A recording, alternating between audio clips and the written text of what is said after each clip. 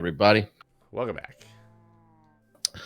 So before we start recording, Jeff and I were chit-chatting a little bit, and we got to the point where we realized maybe we should be recording.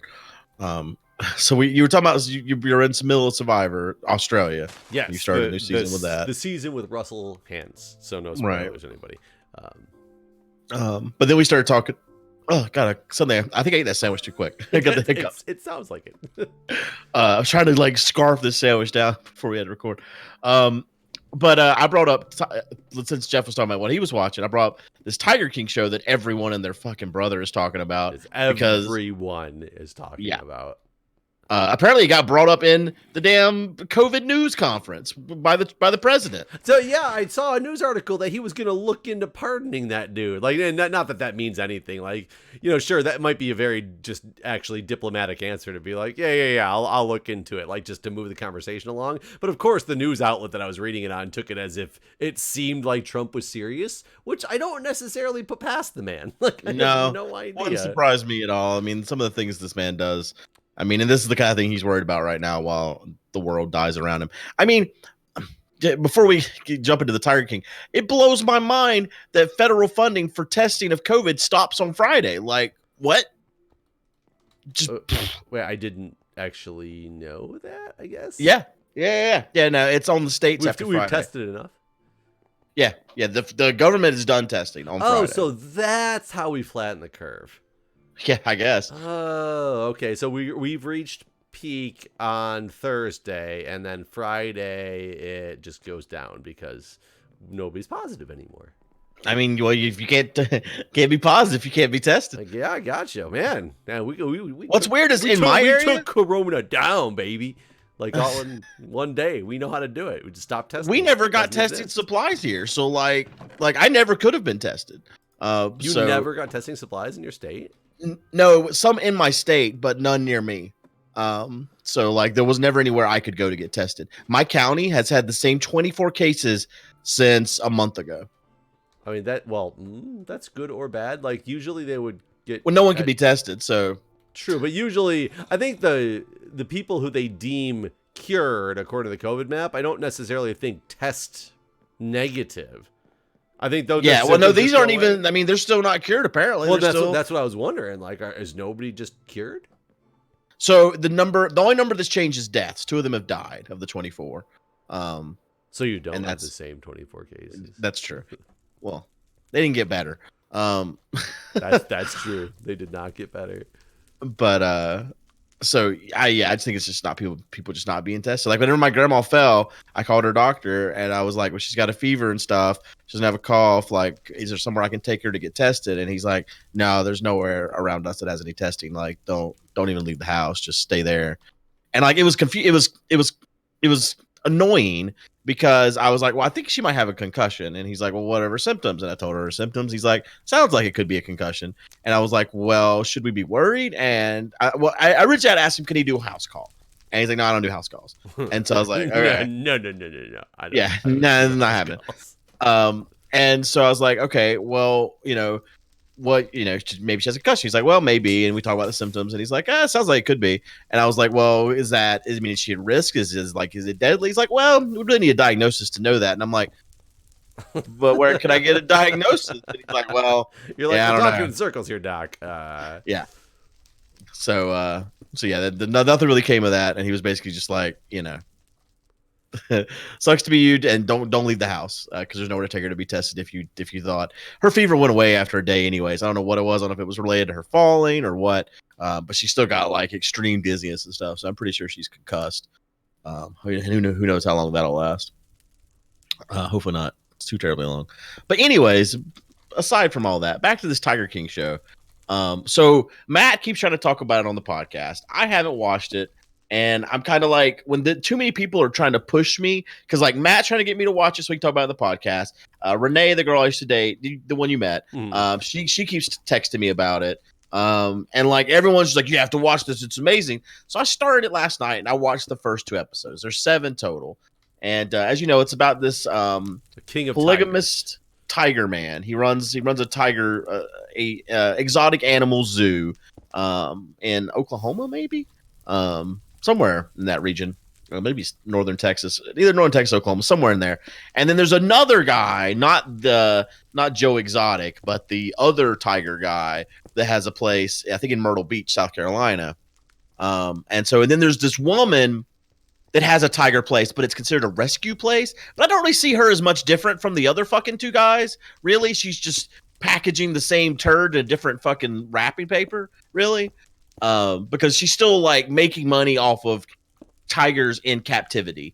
So like, how is her tigers in captivity any different from the other tigers in captivity? Because to be fair, the other two guys seem like, while crazy, they're not doing wrong by the tigers. It doesn't seem like to me. From the first, I've only watched 2 of 7 episodes, so I don't know where all this goes. But today, so they're actually treating the tigers well, is what you're saying. It seems like it. It seems like both.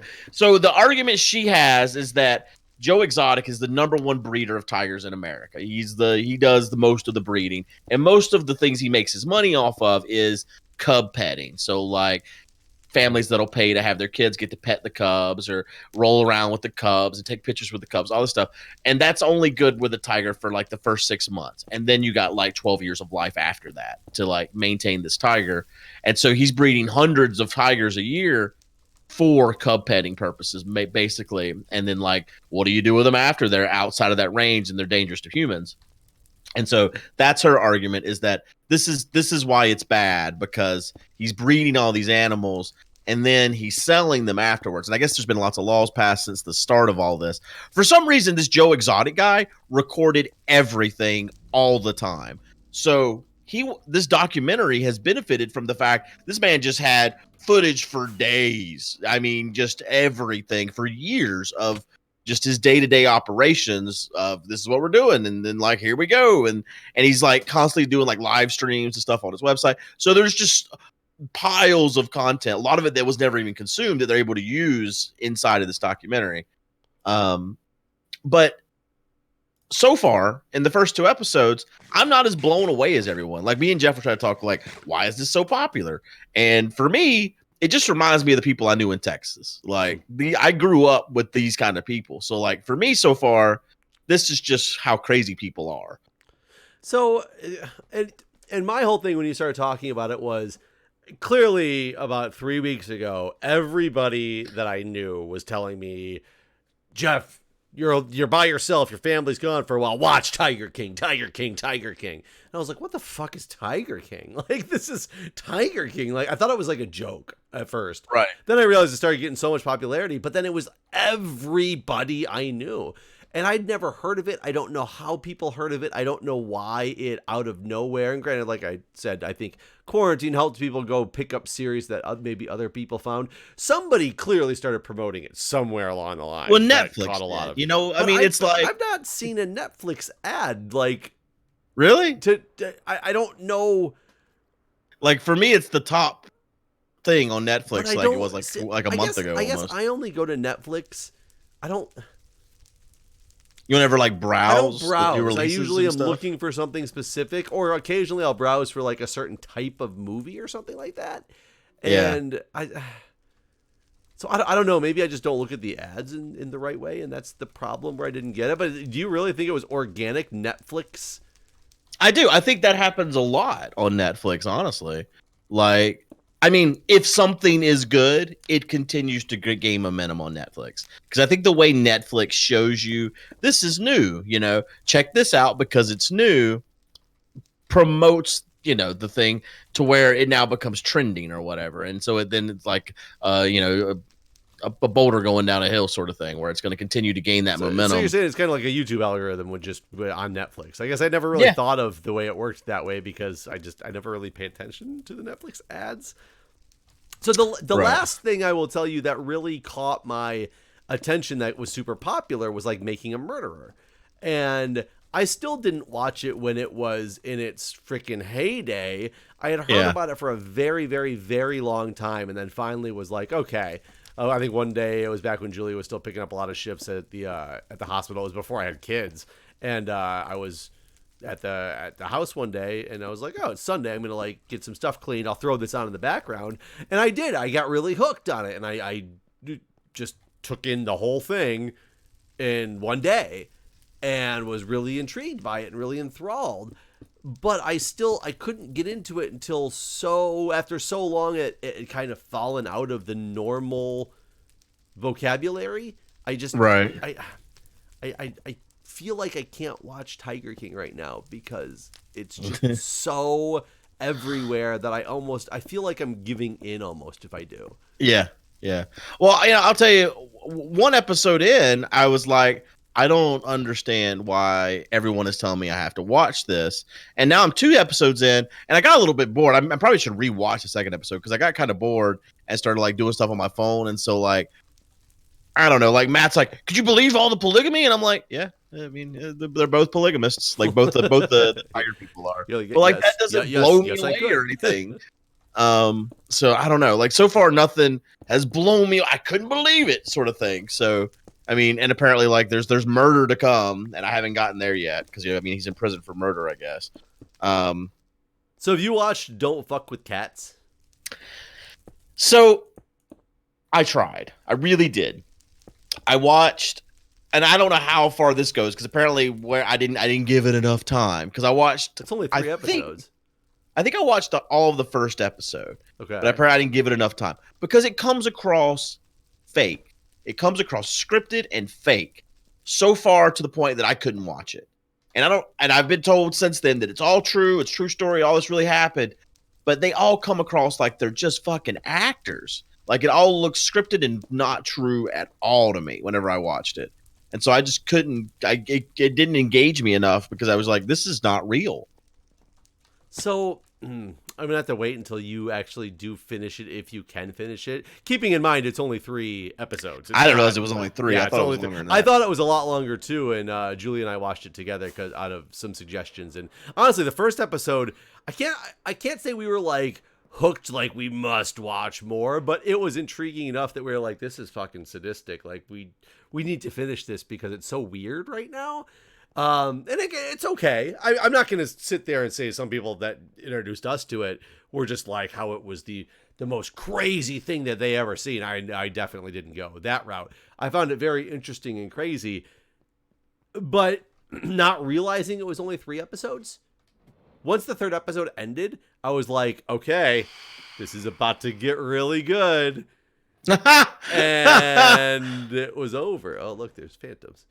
There sure are. Because it ends. I'm not going to say it doesn't end in a conclusion, but it ends in a way that I was just like, okay, this is where they're like the big twist is coming, type of deal. Like everything's going to get all crazy now. And then it was like the title screen. I was like, wait, okay, like when's the next episode coming? And so I thought it ended a very bad, not bad, but almost like where the show was going. I can't hit these fucking things. Yeah, I can't either. I'm having a very hard time. Where the show was going, I just thought there was going to be so much more craziness because, like, I don't want to give too much of it away for those who haven't seen it, but the whole thing goes out there. Basically, these internet sleuths are basically taking down this, this cat murderer who, turns into like more than a cat murderer and this, that, the other. So that's what I didn't get in that of the first episode. Like, it doesn't make it clear that he's more than a cat. Right. Well, and the show makes it clear, but when it all comes down to the end of it, you're like, oh, okay. The guy, it's over. Did these internet sleuths like have anything to do with anything? Like, I don't even understand what happened anymore. And then at the very end episode, like, and you really have to watch it to like understand. So we'll come back to this when if you actually do watch it.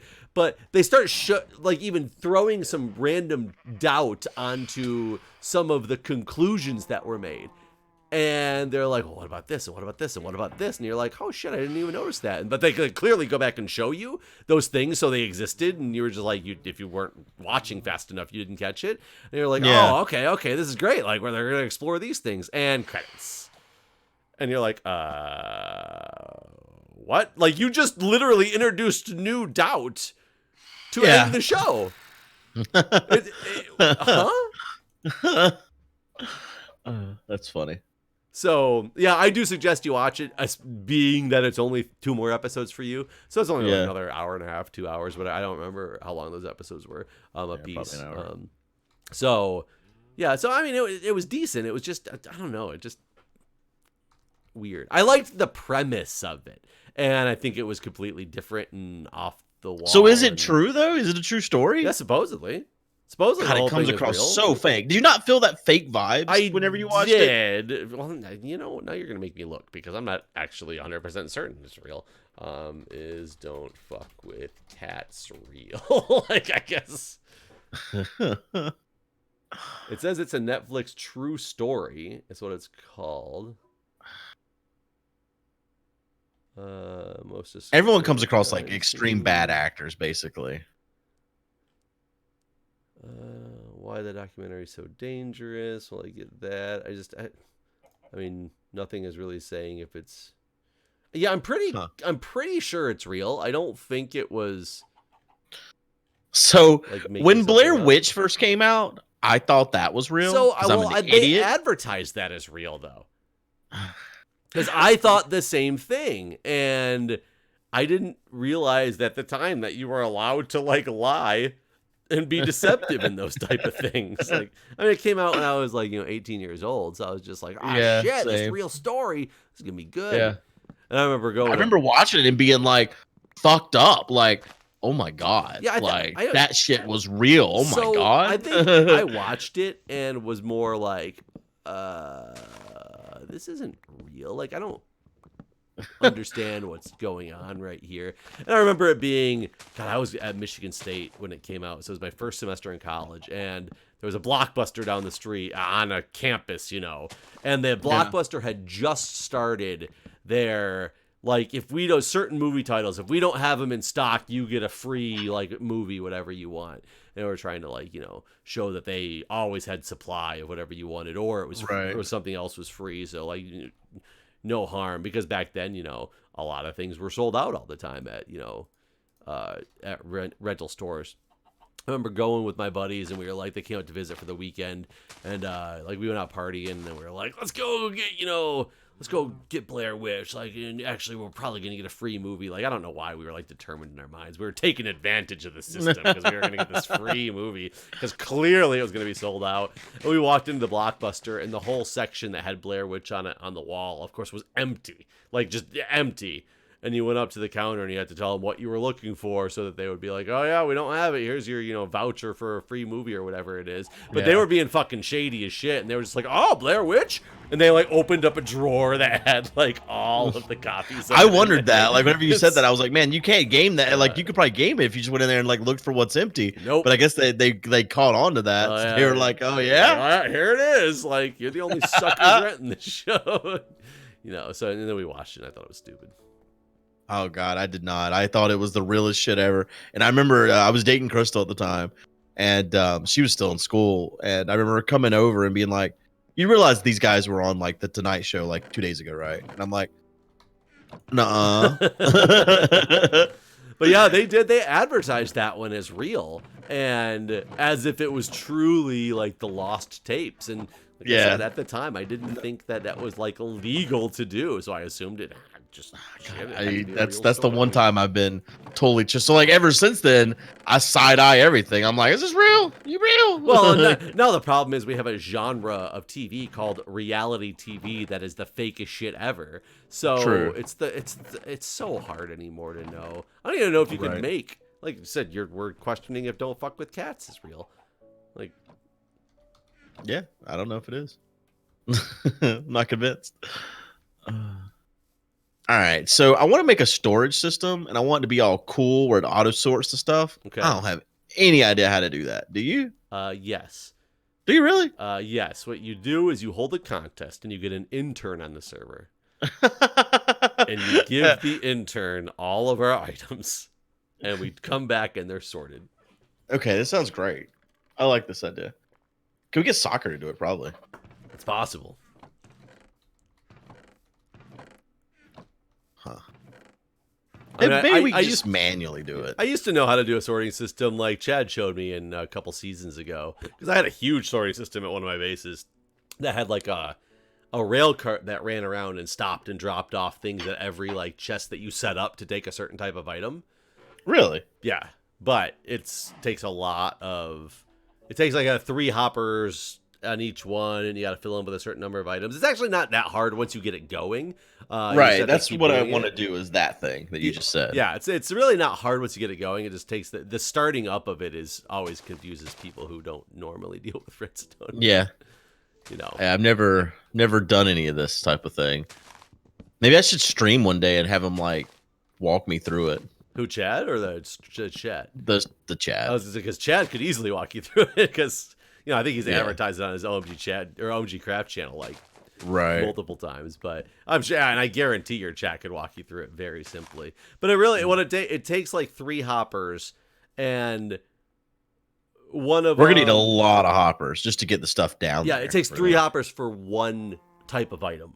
Right. And one you end up locking with redstone signal based on how full another hopper is. Then you have to put a certain number of items in a certain hopper, and then X number of what you're actually trying to store in there, because then it can only take that in its slot. And then once it does take it, it triggers the redstone signal, another tick to unlock the hopper and start dropping stuff through. That's how it works, but it's really not super complicated. I just don't remember how to do it. Okay. Well, and the problem is you can only put one type of item in each chest, which makes it very difficult. Right. But then you can have like 10 chests chained off of that one chest that fill up with that same item, right? Yeah, I believe so. So yeah, you could have tons and tons of cobble or whatever. All right. So yeah, I want to do that, but I don't know. I'm not gonna try to figure it out on camera. But you're gonna on camera you will, just on stream camera. Right, probably on stream. Okay. So plan is made. The plan is made. I mean, if you want to go crazy, you could probably do one of those crazy ethos systems that uses these ender chests, or not ender chests, shulker boxes, and like cycles them through with the chests. And what? Dude, he made like one of his episodes like years ago. He made a whole shulker system, whereas he like input a button, like a number combination on a console, and it sent him a shulker box that was filled with whatever item he wanted. Huh. That's pretty crazy. Maybe we'll do that. We'll one up Etho. Whatever Etho's done, we'll do it better. Yeah, absolutely. No question in my mind that that's possible. Put him to shame. I'm gonna write a data pack that makes the game better. I mean, if you just give us creative mode, and we can make command blocks that automatically sort things for you. Could you do that? Probably. You could probably make something. I mean, you probably can. I mean, could you do that? Like, if I gave you a command block right now, could you just like right now? No. But could I research and realize how to do it? Possibly. I mean, because you can do. I mean, you got to remember, I was really into command blocks and like I remember things for a while. It's just been a very long time since I've done anything with it. I mean, I made a polyalphabetic substitution cipher solver with command blocks, which was those are some words. Yes, exactly. A Vigenère cryptography cipher solver. Uh-huh. I did. The video's out there. It exists. I believe you. I believe in it. Everything you said, it's true. I was really into the crypto sculpture, so. It's weird to me that like for so long I was into programming, was a programmer, that sort of thing. And then whenever I came to play Minecraft, I was like, I do this shit for a living. I don't want to know anything about redstone or any of this stuff. And like, I've just kind of always stuck to that. And people are just like, he's too stupid to figure out redstone. But you loved turtles. Yeah. No, I mean, there are people that still know I do have some brains, but I think the majority of people think I'm just too dumb. That's fine. I'm totally fine with this. I'm not complaining. I think it's really funny now because I was a computer engineer, so I had many programming languages under my belt for classes I had to take, programs I had to write, even down to machine language for some of the stuff we had to do. You know what I program in now the most of anything? What? VBA. Really? And you know why? Because that's what you can program shit in Microsoft Office suites. So I can make Excel spreadsheets have a button that does a lot of random shit to the Excel spreadsheet that I wanted to do. Huh. That's funny. It's like the simplest thing in the world, but I mean simplest thing as in, programming in VBA is a very simple language to program in general, but it gets very complex. But I will tell you, I am still the star of my hospital for some of the stuff that I do, because you wouldn't believe how many people in office type settings spend every day pulling one report and then taking about an hour or two to format it in just the right way to use it for their daily tasks. And That's crazy. I turn that shit into, here, show me the format that you want it. Okay, here's a button that you can click and it's done. Now get out on the floor 5 minutes after your shift starts, not 2 hours later. Yeah. God, I remember when I first became assistant administrator, like when I got trained and stuff, like the people that end up working under me after like 2 months, basically, because I ended up getting promoted to their manager, were like, all right, this is what the first 3 hours of every day is, doing these, tasks. And I'm like, the only thing that went through my mind the whole time they were showing me all this shit was, all of this shit could be automated with just some scripts. That's all I kept thinking. That's basically the first thing I did, because when you're a system administrator, like, as long as servers are up, you can basically do whatever the fuck you want. Right. So I just spent my time like automating all my daily normal shit, and it just went all into one email every morning. Like, all right, here's all the shit you would have spent 3 hours doing in one email. Yeah, it's so, I don't get it. Like, we used to run, back when I first started in my department as just an informaticist and not like the director of the department, before I left and went back to the floor, before I came back as the director.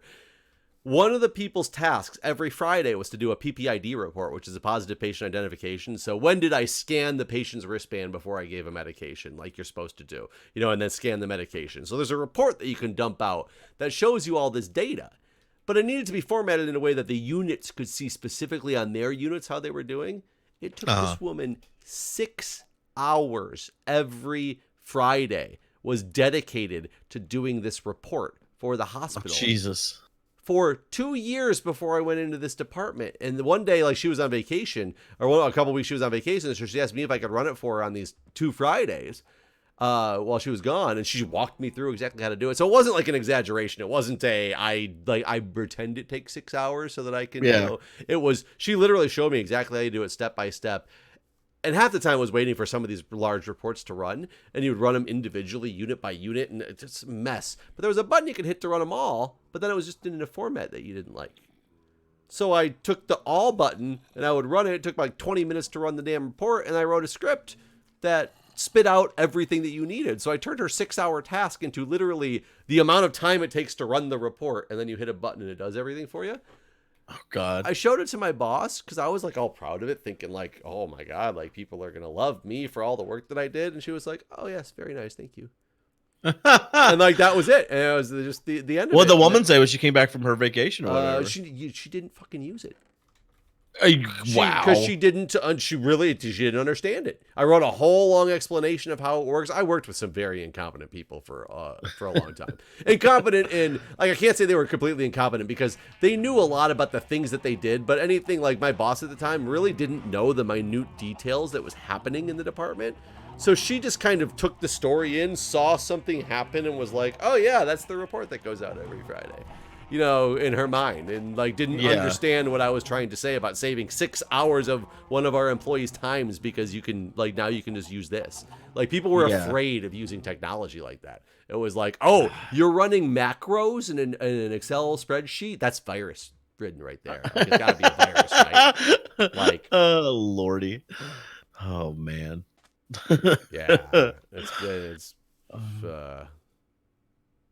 yeah, that's great. That's great.